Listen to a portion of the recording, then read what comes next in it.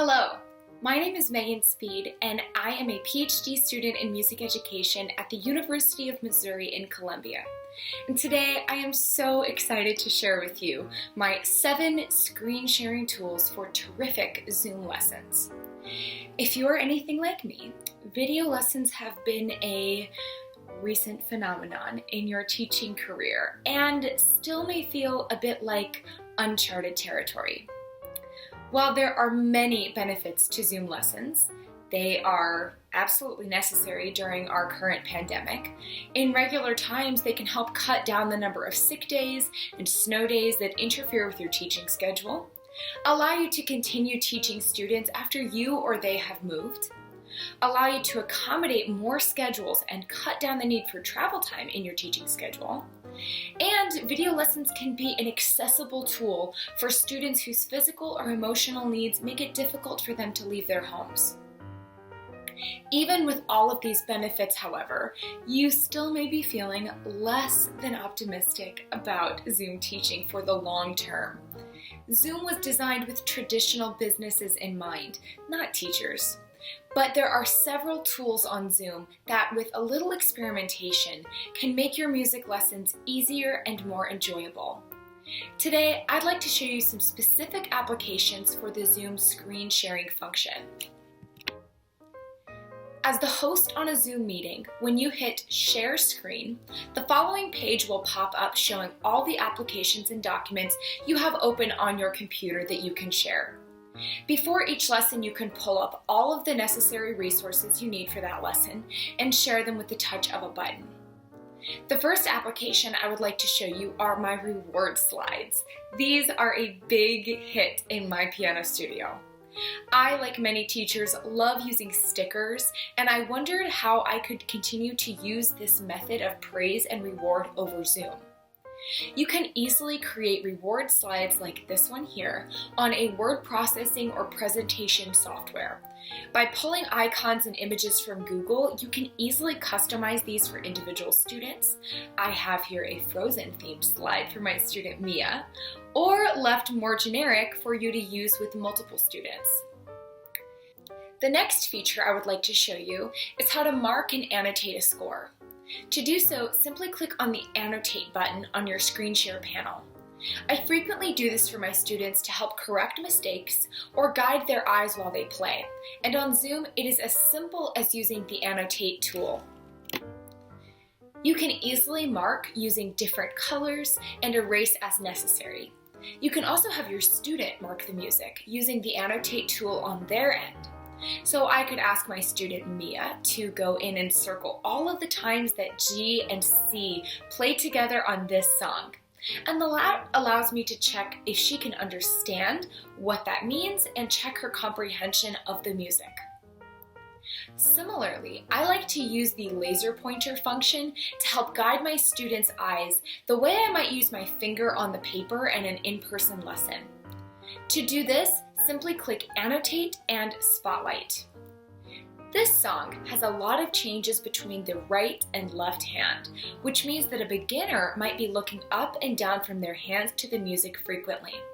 So I could use my pointer to help them follow along and keep them on track. Zoom Screen Share can also allow you to use theory and activity pages in the lesson. Theory pages help test and reinforce concepts and can also be a good tool to break up a long lesson with different types of activities. When I first started teaching all of my students at the beginning of the COVID-19 pandemic, I was very concerned about my younger students who had 45-minute or hour-long lessons. They were really frustrated initially that we couldn't do the theory pages and other activities that they were used to doing in our lessons, and getting through a whole hour was painful for me and for them. I also try to avoid forcing parents to buy too many books and resources, so I really needed to find a way to share the resources that I had or the ones that I could use online. So discovering this tool was an absolute game changer for my teaching. I can ask my students to fill out a page like this one here using their Annotate tool. This also helps to develop their fine motor skills, having to use their finger or the mouse to draw on the screen, And kids are usually way faster at developing their digital coordination than adults. So if you find that you are struggling to mark things on the page using the Annotate tool, know that your students will likely outpace you quite quickly. I can also use the screen share function to point to specific notes on the staff or keyboard using visualizer tools. This is especially helpful for students finding hand positions when they are in the pre-reading phase. I can simply tell a student to put your right hand thumb on this key, and it can be much easier to demonstrate hand positions using this method than simply showing your hands on the keyboard, because the way that Zoom mirrors the video can sometimes leave students very confused. You can also use Zoom Screen Share for completing music listening and appreciation activities. To do this, when you bring up your screen share panel, be sure you click the Share Computer Sound button so the sound comes through their own speakers and not just as feedback through your own audio. One of my favorite listening activities to do with students is the Carnival of the Animals by Camille Saint-Saëns. I like to ask students to guess what animal they think is being presented in each movement and maybe draw a little picture. Using these pieces with lots of short movements where you can give a student a different prompt or task each time are excellent activities for keeping them focused and having fun, and can allow you to do a listening activity in 2 or 3 minutes rather than 5 or 10 minutes of your lesson time. Finally, you can use the screen and audio share for teacher duets. Audio lag does not really allow teachers to play with their students in real time over a video lesson. But simply pre-recording the audio to a duet and sharing that with the student over screen share allows them to play with you and enjoy the accompaniment.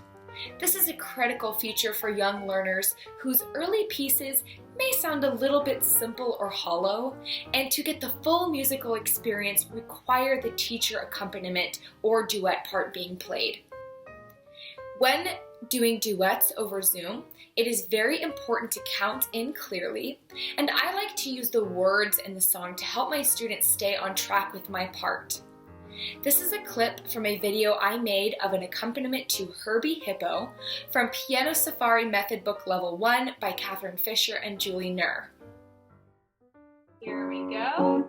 Introduction and ready, go.